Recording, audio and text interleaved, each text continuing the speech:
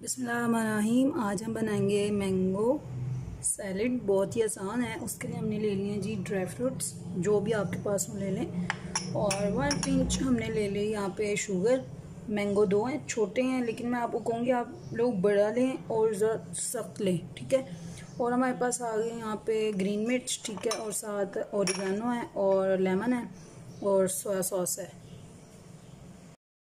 सबसे पहले आप लोगों ने करना क्या है कि जो ये सोया सॉस है उसके अंदर शुगर ऐड कर देनी है। शुगर ऐड करने के बाद हमने लेमन जूस, ठीक है, लेमन जूस ऐड करने के बाद हमने ये जो ग्रीन चिली और ओरिगेनो है ड्राई, वो ऐड कर देना है। उसको आपने हल कर लेना बहुत अच्छे से।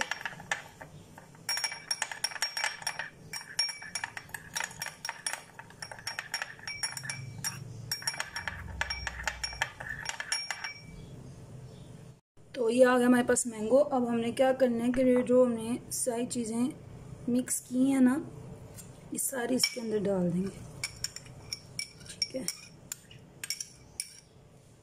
डाल दें। अब आपने इसको मिक्स कर लेना है।